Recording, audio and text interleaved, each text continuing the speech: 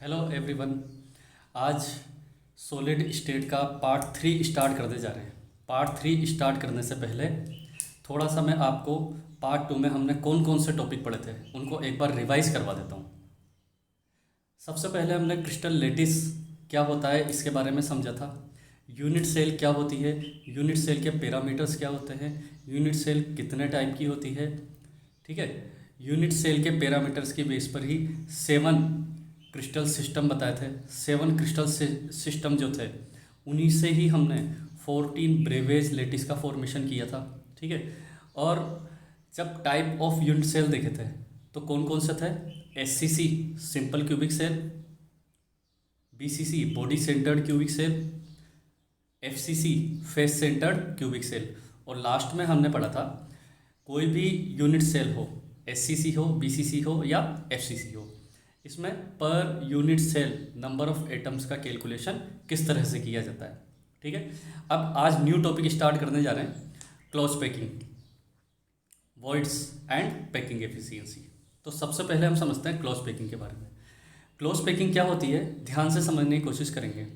देखो, कोई भी सॉलिड सब्सटेंस है, सॉलिड सब्सटेंस में जो भी कॉन्स्टिट्यूएंट पार्टिकल्स हैं उसको अगर हम हार्ड स्फीयर की तरह एज्यूम करें तो हम क्या देखते हैं कि हार्ड स्फीयर जो है, हार्ड स्फीयर किसी भी क्रिस्टल के मैक्सिमम स्पेस को ऑक्यूपाइड कर लेता है और एम्प्टी स्पेस मिनिमम रखता है, जिससे उसकी डेंसिटी क्या होती है, इंक्रीज हो जाती है।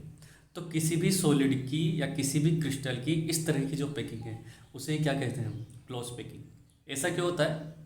क्योंकि सॉलिड्स में इंटरमोलिकुलर अट्रैक्शन फोर्स बहुत ज़्यादा होते हैं, इसलिए एटम्स, मॉलिक्यूल्स या आयंस एक दूसरे से काफ़ी क्लोज रहने की कोशिश करते हैं।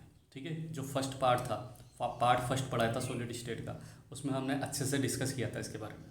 ठीक है, अब हम देखते हैं क्लोज पैकिंग। ठीक है, देखते हैं क्लोज पैकिंग क्या है। Constituent particles of solid assumed as hard sphere, the packing of those spheres take place in such a way that they occupy the maximum space and there is minimum empty space। इस वजह से density क्या हो जाएगी? Maximum हो जाएगी। इस तरह की जो पैकिंग होती है किसी भी सॉलिड को की, उसे ही हम क्या कहते हैं? Close packing. अब देखते हैं टाइप ऑफ क्लोज पैकिंग। सबसे पहले क्लोज पैकिंग इन 1 डायमेंशन। ठीक है, 1D में। 1D का मतलब क्या होता है कि अगर जो स्फीयर्स हैं, स्फीयर्स एक दूसरे को टच करके केवल रो का फॉर्मेशन करें, बिल्कुल स्ट्रेट लाइन की तरह रो का फॉर्मेशन करें, तो इस तरह की क्लोज पैकिंग क्या होगी? 1D close packing. ठीक है, जैसे देखो ये डायग्राम देखो, इस डायग्राम को ध्यान से देखो आप। इस डायग्राम में क्या है, सारे के सारे जो हार्ड स्फीयर्स हैं वो एक रो का फॉर्मेशन कर रहे हैं, और इसमें 1 एटम जो है कितने एटम से टच में है? 2 से। ठीक है, एक न्यू कॉन्सेप्ट आपको यहाँ पे बताने जा रहा हूँ कि किसी भी सॉलिड में जो एटम्स, मॉलिक्यूल्स या आयंस होते हैं वो अदर जितने भी एटम्स या आयंस से टच में रहते हैं तो उसे उस एटम का कोऑर्डिनेशन नंबर कहा जाता है। जैसे देखो यहाँ पर 1 एटम कितने एटम से टच में है? 2 से। तो 1D में क्लोज पैकिंग के लिए कोऑर्डिनेशन नंबर कितना हो गया? 2 हो गया। क्लियर है? अब देखते हैं 2D में क्लोज पैकिंग एंड 2D। अब देखो, जैसे यहाँ पर एक रो बनी है, अगर इसी के नीचे दूसरी रो बन जाए, इसी के नीचे तीसरी रो बन जाए, यानी कि कई सारी रो एक दूसरे से स्टैक्ड रहे, यानी कि एक दूसरे से टच में रहे, एक दूसरे के ऊपर जमी हुई हो। ठीक है, तो इस तरह की पैकिंग क्या होगी? 2D में क्लोज पैकिंग होगी। ठीक है, अब जो स्टैकिंग है, रोज की जो स्टैकिंग होती है, रोज की जो स्टैकिंग है वो 2 तरीके से हो सकती है। कौन कौन सी? देखते हैं। फर्स्ट टाइप, अगर ये मान लो ये फर्स्ट रो है, अगर इस फर्स्ट रो के ऊपर जो सेकंड रो है वो इस तरह से स्टैक्ड रहे कि सेकंड के जो एटम्स हैं वो फर्स्ट के एटम्स के जस्ट ऊपर रहे। ठीक है, जस्ट ऊपर। थर्ड के जो एटम्स है, थर्ड रो के जो एटम्स है वो सेकंड के जस्ट ऊपर रहे। फोर्थ रो के जो एटम्स है वो थर्ड के जस्ट ऊपर रहे। तो इस तरह का जो अरेंजमेंट होता है उसमें देखो, first row, second row, third row, fourth row, सारी की सारी रो में जो अरेंजमेंट है वो बिल्कुल सेम है, इसीलिए इसको क्या बोलते हैं हम? ए ए ए ए टाइप। ठीक है, आगे भी बढ़ सकता है, 5 6 7 8 कितना भी हो सकता है, रोज तो कितनी भी हो सकती है। अब देखो इस तरह का जो अरेंजमेंट है, इस तरह के अरेंजमेंट में जो एक एटम है वो कितने एटम से टच में रहता है, 4 से। इसीलिए इस तरह के अरेंजमेंट को, इस तरह के अरेंजमेंट का कोऑर्डिनेशन नंबर कितना होता है, 4। और जो 4 एटम्स हैं, ठीक है, इन 4 एटम्स के पॉइंट्स को जब हम आपस में मिलाएंगे तो एक स्क्वायर बनता है। इसीलिए इस तरह की जो क्लोज पैकिंग है उसे स्क्वायर क्लोज पैकिंग भी कहा जाता है। क्लियर है यहाँ तक? आगे देखते हैं ए बी टाइप अरेंजमेंट। अब देखो ध्यान से समझना इसको, बहुत ज़्यादा इंपॉर्टेंट है। ये फर्स्ट रो हो गई, ठीक है। सेकेंड रो के जो एलिमेंट्स हैं वो फर्स्ट रो के डिप्रेशन में, ठीक है। थर्ड रो के जो एलिमेंट्स हैं या थर्ड ए के जो स्फीयर्स हैं वो सेकेंड रो के डिप्रेशन में, और फोर्थ रो के जो स्फीयर्स हैं वो थर्ड रो के डिप्रेशन में प्रेजेंट हों। तो इस तरह का अरेंजमेंट कैसा होगा, A B A B A B A B क्यों कहा, क्योंकि फर्स्ट और थर्ड सेम है, सेकंड और फोर्थ सेम है। तो बताओ फिफ्थ कैसा होगा, थर्ड के जैसा होगा। सिक्स्थ कैसा होगा, सेकंड और फोर्थ के जैसा होगा। यानी कि अल्टरनेट में इस तरह से जमे हुए हैं, यानी फर्स्ट वाले के डिप्रेशन में सेकंड वाले, सेकंड वाले के डिप्रेशन में थर्ड वाले, थर्ड वाले के डिप्रेशन में फोर्थ वाले। तो इस तरह का अरेंजमेंट क्या होता है, ए बी अरेंजमेंट। अब इस तरह के अरेंजमेंट है, किसी भी आप एक एटम को पकड़ो, उस एटम के नेबरिंग एटम जो उसको टच कर रहे हैं वो कितने हैं, 1 2 3 4 5 6। इसीलिए इस तरह की क्लोज पैकिंग में कोऑर्डिनेशन नंबर कितना होता है, 6 होता है। और जो 6 स्फीयर जो टचिंग में है, इनके पॉइंट्स को अगर आपस में मिलाएंगे तो एक क्या बनता है, हेक्सागोन बनता है, ठीक है। इसीलिए इस तरह के अरेंजमेंट को hexagonal close packing in 2 dimension कहा जाता है। क्लियर बात समझ में आई? ठीक है, आगे बढ़ते हैं। 3D क्लोज पैकिंग, ठीक है, क्लोज पैकिंग इन 3D। इसको ध्यान से समझना भाई, बहुत ज़्यादा इंपॉर्टेंट है। अब हमने क्या देखा था, 2 तरह के क्लोज पैकिंग देखी थी 2D में, स्क्वायर क्लोज पैकिंग और hexagonal close packing. Square close packing से 2D से 3D कैसे बन सकता है और हेक्सागोनल में 2D से 3D कैसे बन सकता है, इसको हम यहाँ पर ध्यान से समझेंगे। तो देखो सबसे पहले हम क्या देख रहे हैं, 3D close packing from 2D square close packed layer. अब मान लो ये फर्स्ट लेयर है, ये कोई फर्स्ट लेयर है, फर्स्ट लेयर के जो एटम्स हैं, ठीक है, इनके जस्ट ऊपर बिल्कुल सेम इनके ऊपर, यानी कि फर्स्ट एटम से फर्स्ट जो लेयर है उसके एटम्स से सेकंड लेयर के एटम्स बिल्कुल एक दूसरे के ऊपर हो, थर्ड के उसके ऊपर हो, फोर्थ के उसके ऊपर हो, यानी कि सारे के सारे एक दूसरे से टच में हो। तो इस तरह का अरेंजमेंट कैसा होगा, अगर फर्स्ट लेयर को हम ए माने तो सेकंड लेयर भी क्या होगी, ए, थर्ड लेयर भी क्या होगी, ए। तो इस तरह का अरेंजमेंट क्या होगा, ए ए ए ए ए अरेंजमेंट। ठीक है, बात समझ में आई नहीं आई? अब देखो यहाँ पर एक बहुत ज़्यादा इंपॉर्टेंट बात समझने की है। अगर फर्स्ट लेयर के 4 एटम्स और सेकंड लेयर के 4 एटम्स, इनके पॉइंट्स को आपस में मिलाओगे ना, तो इनके पॉइंट्स को आपस में मिलाने पर एक क्यूब बनता है, सिंपल क्यूब। इसीलिए इसको क्या बोलते हैं, सिंपल क्यूब लेटिस। ठीक है, क्या बन रहा है यहाँ पे, सिंपल क्यूब लेटिस। किससे, ए अरेंजमेंट से सिंपल क्यूब लेटिस का फॉर्मेशन होता है। क्लियर है? अब देखो 3D close packing from 2D hexagonal closed packed layer, ध्यान से समझना इसको। एक कोई हमने 2D बेस लेयर ले ली हेक्सागोनल की, ठीक है, ये इस तरह से, ध्यान से देखो ये। अब इसमें ये कैपिटल ए जो है, ये तो क्या हो गए, एटम्स हो गए, हार्ड स्फीयर, ठीक है।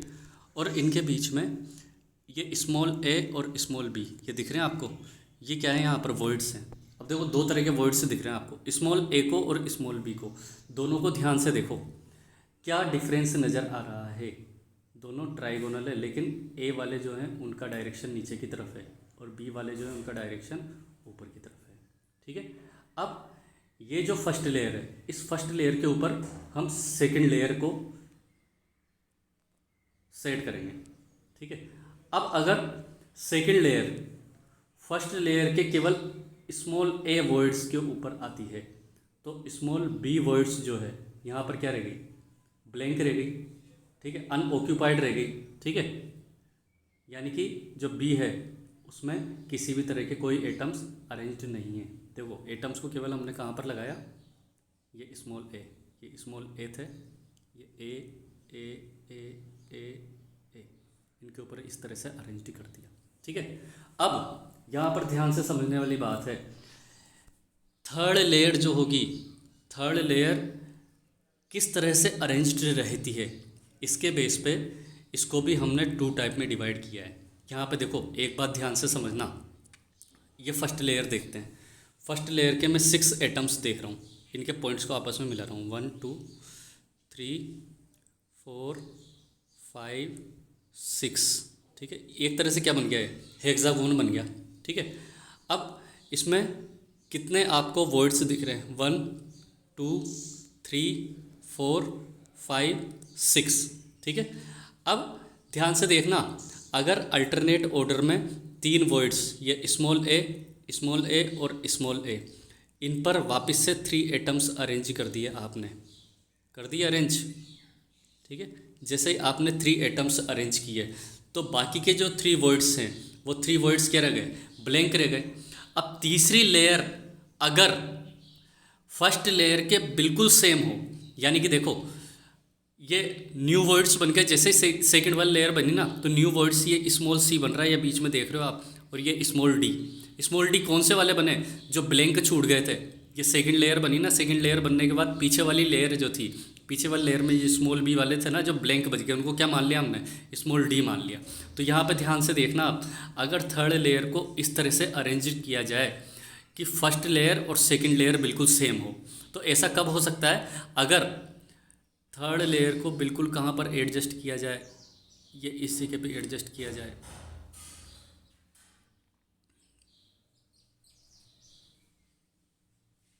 ठीक है, इस तरह से अरेंज कर दिया, ठीक है। तो फर्स्ट लेयर और थर्ड लेयर क्या हो गई, सेम हो गई। तो इस तरह का अरेंजमेंट कैसा होगा, फर्स्ट लेयर को ए मान लिया, सेकंड लेयर को बी मान लिया, तो थर्ड लेयर क्या होगी, ए, तो कैसा हो गया वापस से ए बी अरेंजमेंट, ठीक है। तो देखो ध्यान से देखना है यहाँ पर, ठीक है। When a third layer is placed over the second layer in such way that the sphere covers see words, किसको कवर कर रहे हैं, सी वर्ड्स को कवर कर रहे हैं, तो फर्स्ट और थर्ड क्या हो गया, बिल्कुल सेम हो गया, यानी फर्स्ट लेयर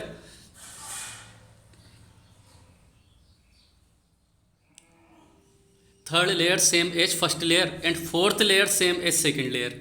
तो ऐसा अरेंजमेंट क्या हो गया, ए बी अरेंजमेंट हो गया, ठीक है। यहाँ पे भी देखो आप ध्यान से समझने की कोशिश करना, इस वाले डायग्राम को ध्यान से देखो आप, ये फर्स्ट लेयर के 6 एटम्स जो थे, इनके जो ये 6 आपको वर्ड्स दिख रहे हैं ना, इन 6 वर्ड्स में से 3 अल्टरनेट वर्ड में अगर बने, एडजस्ट हुए अगर 3 एटम्स, तो वो क्या होगा, बी, ए का जैसा ही ये वापस से ए आ गया और ये वापस से बी आ गया, ठीक है। तो ऐसा अरेंजमेंट क्या होगा, ए बी अरेंजमेंट, ठीक है। अब देखो ध्यान से देखना, ये फर्स्ट वाले के 6 को मिलाया तो एक हेक्सागोन बन गया, ठीक है, फिर ये ट्राइगोन बन गया और फिर वापस से हेक्सागोन बन गया। इनको आपस में मिलाओगे तो कैसा स्ट्रक्चर बनता है, हेक्सागोनल स्ट्रक्चर बनता है, इसलिए इसको क्या बोलते हैं, HCP, हेक्सागोनल क्लोज पैकिंग, ठीक है। आगे देखते हैं, अब यहाँ पर ध्यान से वापस से देखना आप, ठीक है। अब अगर ये 6 एटम पीछे वाले दिख रहे हैं, ये 3 एटम ये सेकंड लेयर के, अगर थर्ड लेयर जो है उसके एटम्स यहाँ बीच में इस जगह पे अरेंज ना होकर कहाँ पर अरेंज हो, ये डी के ऊपर अरेंज हो, ये डी, और एक यहाँ पर आ जाएगा ये डी, ठीक है। तो देखो ये फर्स्ट वाला, ठीक है, और ये उसके ऊपर सेकंड, और उसके ऊपर ये थर्ड। तो एक बात बताओ, ए फर्स्ट वाली ए, सेकंड वाली बी, तो थर्ड वाली को सी कह दें, तो अरेंजमेंट कैसा होगा, ए बी सी। ध्यान से देखो इधर इस वाले में, when the third layer is placed over the second layer in such a way that sphere cover the D words, बताया था मैंने वहाँ पे small D words, a layer different from A and B, let us call it layer C, ठीक है। This pattern is stacking sphere is called ABC या इसी को क्या बोलते हैं हम, क्यूबिक क्लोज पैकिंग। देखो क्यूबिक क्लोज पैकिंग क्यों कहा जाता है, ये देखो अगर इसको, ये फर्स्ट लेयर का एक एटम ले लिया, इस फर्स्ट एटम पर ये सेकंड लेयर के एटम इस तरह से अरेंज रहते हैं, सी वाले के तीसरी लेयर के इस तरह से अरेंज रहते हैं, और ए वाला ये फोर्थ लेयर जो है वो फर्स्ट लेयर के बिल्कुल सिमिलर हो, ठीक है। तो इस तरह का अरेंजमेंट में अगर देखो इन पॉइंट्स को मिला के देखो, ये देखना आप, ये 3 एटम्स, इन 3 एटम्स को बताता हूँ मैं।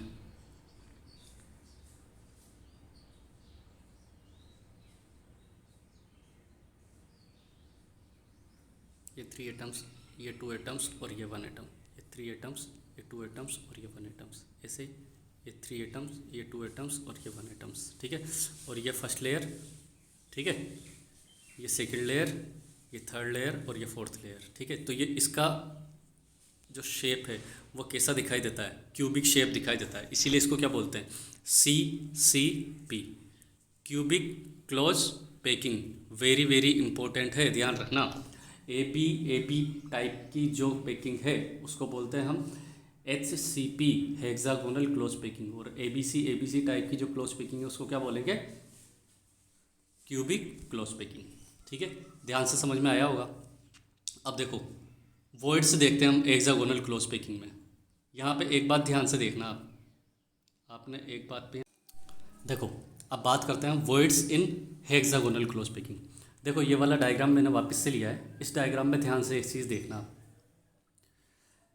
ये फर्स्ट लेयर के जो 3 एटम्स हैं, अगर इन 3 एटम्स के ऊपर एक और एटम रखने में आता है तो इस एटम और पीछे के जो 3 एटम्स हैं इनके बीच में जो वॉइड होगी वो होगी टेट्रागोनल वॉइड, उसको क्या बोलेंगे हम, टेट्रागोनल वॉइड। लेकिन अगर ये पीछे के जो 3 एटम्स हैं, ये वाले को देखो, ये वाले को देखो और ये वाले को देखो, इसके ऊपर अगर ये 1 2 और 3 एटम्स अरेंज हैं तो पीछे वाले 3 और आगे वाले 3 इनके बीच में जो वॉइड बनेगी उसको बोलते हैं ऑक्टाहेड्रल वॉइड, ठीक है। ध्यान से देखना यहाँ इस वाले डायग्राम में देखो, ठीक है। ये एक एटम कितने एटम पर रखा हुआ है, 1 2 और ये 3, ठीक है। तो यहाँ पर कौन सी बनेगी, टेट्राहेड्रल बनेगी। लेकिन इस ऑक्टाहेड्रल को देखो, ये पीछे वाले 3 1 2 और 3, इनके ऊपर कौन कौन सा है, 1 2 और ये 3, ठीक है। अगर पीछे वाली लेयर के 3 एटम के ऊपर अल्टरनेट ऑर्डर में ये 3 एटम्स रखे जाएं तो इस तरह से जो बनती है वॉइड उसको क्या बोलते हैं, ऑक्टाहेड्रल। इसको और ज़्यादा क्लियर इस तरह से समझा जा सकता है। देखो ये पीछे वाली लेयर के 3 एटम्स 1 2 3, इसके ऊपर अगर 1 एटम रखा हुआ है, ठीक है, और इसके ऊपर वापस से 3 एटम रख दिए, ठीक है। तो एक बात बताओ, इस एक एटम से कितनी टेट्राहेड्रल वॉइड बनेगी, एक तो नीचे की तरफ और एक ऊपर की तरफ। तो याद रखना किसी भी पैकिंग में, चाहे वो HCP हो चाहे CCP हो, 1 एटम से कितनी टेट्राहेड्रल वॉइड्स बनती है, 2 टेट्राहेड्रल वॉइड्स बनती है, ठीक है। लेकिन अगर ऑक्टाहेड्रल वॉइड की बात करें तो ऑक्टाहेड्रल वॉइड हमेशा कैसे बनती है, ये फर्स्ट लेयर के 3 एटम, इसके ऊपर अगर सेकंड लेयर के 3 एटम्स बिल्कुल अपोजिट डायरेक्शन में, देखो फर्स्ट लेयर में तो इस तरह से और सेकंड लेयर में इस तरह से अरेंज्ड रहते हैं, तो ये क्या बनता है, इसको मिला के देखोगे ना, ये इस तरह से देखो यहाँ पर, ठीक है। ये 1 2 3 एटम्स ये, और 1 2 3 ये 3 एटम्स इधर, ठीक है। तो इनका ऑर्डर तो कुछ इस तरह से है, और ऊपर वाली का,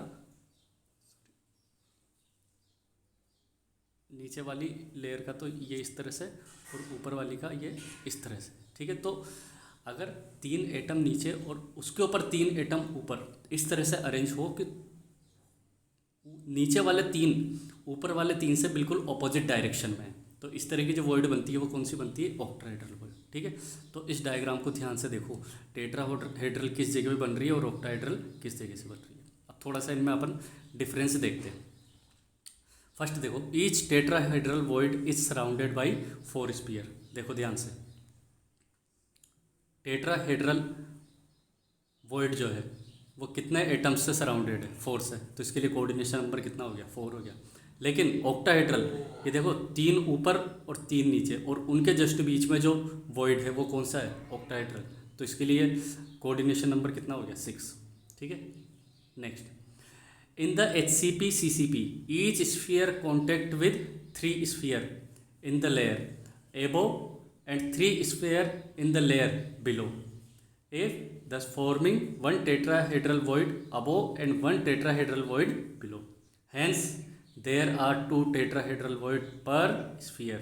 If number of atom is small capital N, then tetrahedral void is 2n. तो याद रखना, किसी भी क्लोज पैकिंग में नंबर ऑफ एटम्स जितने होंगे टेट्राहेड्रल वॉइस उससे डबल होगी. अब न्यूमेरिकल्स जब आते हैं तो न्यूमेरिकल्स कैसे सोल्व करने होते हैं. जैसे मान लो आपको दे दिया कि किसी कोई क्लोज पैकिंग CCP में है, ठीक है, या आपसे दे दिया कि FCC में है. तो FCC में नंबर ऑफ एटम्स कितने होते हैं? 4 होते हैं, ठीक है. CCP भी बिल्कुल सेम है, CCP और FCC बिल्कुल सेम है. इनके लिए CCP के लिए भी नंबर ऑफ एटम्स कितने होते हैं? 4 ही होते हैं, ठीक है. HCP हेक्सागोनल के लिए नंबर ऑफ एटम्स 6 होते हैं, याद रखना ये बात, ठीक है. तो एक बात बताओ, अगर BCC के लिए मुझे टेट्राहेड्रल वॉइड्स देखने हैं तो बताओ कितने होंगे. आपको पता है BCC के लिए per unit cell number of atoms कितने होते हैं? 2 होते हैं. तो टेट्राहेड्रल वॉइड कितनी हो जाएगी? 4 हो जाएगी, याद रखना, ठीक है. ऑक्टाहेड्रल में क्या होता है? ऑक्टाहेड्रल में each octahedral void is surrounded by 6 sphere. octahedral voice is a combination of 2 voids of the 2 layer. Number of octahedral void is equal to half number of tetrahedral void. यानी बिल्कुल simple बात है, अगर number of atoms capital N हो तो octahedral void भी क्या होगा? कैपिटल. क्लियर है यहाँ पर? ये तो बात हुई अपनी क्लोज पैकिंग की. क्लोज पैकिंग के बाद नेक्स्ट टॉपिक पे चलते हैं हम, पैकिंग एफिशिएंसी. बिल्कुल सिंपल है, थोड़े से मैथमेटिकल है, समझ में आ जाएगा बहुत ईजी पे में. देखते हैं पैकिंग एफिशिएंसी क्या होती है. Packing efficiency equals to volume occupied by, ये 1 मत लिखना, 1 तो केवल इसके लिए हो जाता है SCC के लिए, ठीक है, ये याद मत रखना 1. Volume occupied by spheres in the unit cell. जैसे SCC है, SCC में स्फीयर्स कितने होते हैं? 1. BCC में कितने होते हैं? 2. और FCC में कितने होते हैं? 4. Upon total volume of the unit cell. इससे क्या निकल जाएगी? Packing efficiency. पैकिंग एफिशिएंसी से मतलब ये है कि किसी भी क्रिस्टल का जितना वॉल्यूम है उस वॉल्यूम का कितना परसेंटेज एटम्स ऑक्यूपाई कर रहे हैं, उसी को क्या बोलते हैं? Packing efficiency. जैसे देखो SCC में बात करें, ये SCC की स्ट्रक्चर है. SCC की स्ट्रक्चर में होता क्या है, अगर हम बात करें कि ये एटम और ये एटम बिल्कुल एक दूसरे से बिल्कुल पास में है, ये एटम और ये एटम, ठीक है. मान लो कि इस एटम की रेडियस R है और इस एटम की रेडियस भी R है, ठीक है. और यहाँ से लेके यहाँ तक की जो डिस्टेंस है यानी एज लेंथ है वो क्या हो गई? A हो गई, ठीक है. तो suppose edge length of unit cell कितनी क्या हो गई? A. और रेडियस ऑफ स्फीयर क्या हो गई? Small r. तो A इक्वल्स टू क्या हो जाएगा यहाँ पे? 2r, ठीक है. सबसे ज़्यादा इंपॉर्टेंट तो यहाँ पर किसकी कैलकुलेशन करना है? जो लेंथ है, एज लेंथ है उसकी, A, ठीक है. तो number of sphere per unit cell कितना होता है SCC में? 1, ठीक है. तो वॉल्यूम ऑफ 1 स्फीयर, स्फीयर का फॉर्मूला, स्फीयर के वॉल्यूम का फॉर्मूला क्या होता है? 4/3 पाई r क्यूब. और वॉल्यूम ऑफ क्यूब क्या होता है? A क्यूब, ठीक है. तो A इक्वल्स टू तो 2r था, तो यहाँ पे क्यूब का वॉल्यूम टोटल कितना निकल गया? 8r cube. तो पैकिंग एफिशिएंसी कैसे निकालेंगे? Volume occupied by sphere in the unit cell, वो तो कितना है? 4/3 पाई r क्यूब. और टोटल वॉल्यूम यूनिट सेल का क्या है? 8r cube. तो इसको सोल्व किया तो पैकिंग एफिशिएंसी कितनी निकलेगी इसकी? 52.4%, ठीक है. नेक्स्ट देखते हैं FCC में. FCC में ध्यान से समझना भाई, ठीक है. FCC में कैलकुलेशन करने के लिए, ये आपको पता है FCC में एटम जो हैं वो फेस के सेंटर पे भी होते हैं भाई. कॉर्नर्स पे तो होते ही हैं लेकिन फेस के सेंटर पर भी होते हैं, ठीक है. तो यहाँ से हमने क्या किया, एक ABC ये एंगल ले लिया हमने, ठीक है. AB क्या है? ये एज है जो क्या है? Small a. BC क्या है? ये भी एज है जो क्या है? स्मॉल a, ठीक है. लेकिन ये आपको पता नहीं है ये AC क्या है, ठीक है. तो एक बात पे गौर करो, ये एक एटम, ये दूसरा एटम जो कहाँ पे? किसके सेंटर पे? फेस के सेंटर पे. ये तो कॉर्नर हो गया, ठीक है, ये भी कॉर्नर हो गया. और ये फेस सेंटर, बीच वाला क्या है? Face centre. तो इसका रेडियस क्या हो गया? Small r. इसका रेडियस स्मॉल आर और इसका रेडियस स्मॉल आर। तो अगर यहाँ पर ए निकालें, सॉरी ए सी को देखें तो ए सी क्या हो जाएगा 4R हो जाएगा यहाँ पे। ठीक है, तो देखो स्मॉल ए की वैल्यू निकालनी है अपन को, तो वही पाइथागोरस थ्योरम लगा दिया आपने यहाँ पे। A C square equals to क्या हो जाएगा AB square plus BC square. तो ए सी क्या है यहाँ पे 4R square equals to A square plus A square. तो यहाँ से A की वैल्यू जो होगी वो क्या हो जाएगी 2√2R आ जाएगी। तो पैकिंग एफिशिएंसी निकालनी है तो कैसे निकालेंगे, number of sphere per unit cell in FCC क्या होता है 4, वॉल्यूम ऑफ स्फीयर कितना हो जाएगा 4/3 πr³। तो 1 स्फीयर के लिए होता है, तो यहाँ तो 4 स्फीयर है, यानी per unit cell number of sphere कितने हैं 4 है ना, तो क्या हो जाएगा 16/3 πr³। और वॉल्यूम ऑफ क्यूब क्या हो गया A³। तो A³ की वैल्यू क्या निकल जाएगी यहाँ पे 16√2R³। तो पैकिंग एफिशिएंसी निकालनी है तो कैसे निकालेंगे 16/3 πr³ अपॉन 16√2R³ निकालेंगे, कितनी निकलेगी 74%। ठीक है, एक बार और देखते हैं BCC के लिए। ठीक है, वही सपोज लेंथ ऑफ एज क्या मान ली स्मॉल ए। ठीक है, अब देखो यहाँ पे ऐसे निकालना पड़ेगा आपको पता है कि BCC में एटम्स बॉडी सेंटर पर भी होता है, ये बॉडी के सेंटर पर भी प्रेजेंट है। ठीक है, तो देखो यहाँ से 2 टाइप के अपन एंगल्स देखेंगे। एक तो आपने देख लिया ABC। ठीक है, एक तो ये ले लिया आपने। ठीक है, और एक ले लिया आपने, जूम करके देख लेते हैं, एक तो लिया आपने ABC। ठीक है, तो देखो AB तो क्या है यहाँ पे एज स्मॉल ए, BC क्या है एज स्मॉल ए, CD क्या है यहाँ पे A। ठीक है, लेकिन यहाँ से लेके यहाँ तक का जो डिस्टेंस है AD यह आपको पता नहीं है। ठीक है, तो देखो ये एक एटम, ये दूसरा एटम और ये तीसरा एटम। ठीक है, तो ये वाला पॉइंट, ये वाला पॉइंट और ये वाला पॉइंट, यहाँ तो हो गया A, यहाँ हो गया D। ठीक है, तो इन सब को मिला के देखो आप, तो ये तो R, ये 2R और ये R। ठीक है, तो AD इक्वस टू क्या हो गया यहाँ पे 4R हो गया। तो देखो यहाँ पे यही तो लिखा है मैंने आपने, body diagonal AD equals to 4R। ठीक है, अब फेस डायगोनल, पहले फेस डायगोनल से AC की वैल्यू निकाल लेंगे। तो फेस डायगोनल से जब AC की वैल्यू निकाली तो वो तो √2a निकल गई यहाँ पर। ठीक है, क्योंकि AC इक्वस टू क्या हो गया √AB square plus BC square, AB भी A है और BC भी A है। ठीक है, तो यहाँ से AC की वैल्यू क्या निकल गई √2a। अब AD इक्वस टू क्या हो गया AC square plus CD square, CD भी तो एक तरह का एज ही है, यहाँ देखो ना आप, ये CD, ये भी तो, इसकी वैल्यू भी तो क्या है A।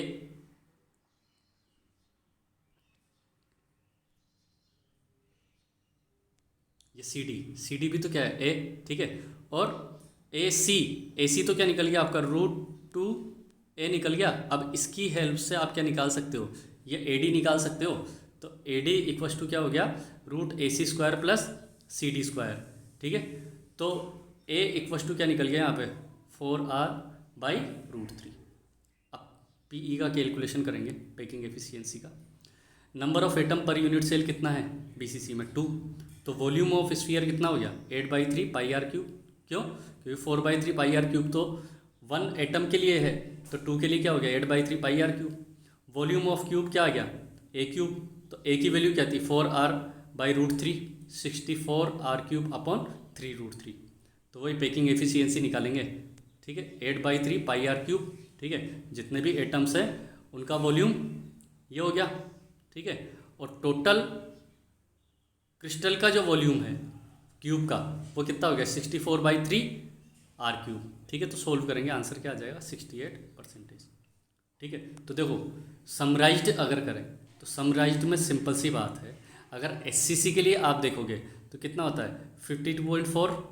ठीक है, FCC के लिए अगर देखा जाए तो कितना होता है 74, और BCC के लिए अगर देखा जाए तो कितना होता है 68%। ठीक है, याद रखना FCC के लिए पैकिंग एफिशिएंसी मैक्सिमम होती है। अगर आपसे पूछा जाए CCP के लिए क्या होती है, तो CCP FCC सेम है, CCP के लिए भी 74 ही होगी। ठीक है, वीडियो को कम से कम 1 या 2 बार देख लेना, क्योंकि एक बार में समझ में नहीं आएगा। फिर भी कोई डाउट होता है तो आप मैसेज कर देना, कमेंट बॉक्स में लिख देना। ठीक है, थैंक यू। आज के लिए इतना ही, आगे कल देखते हैं।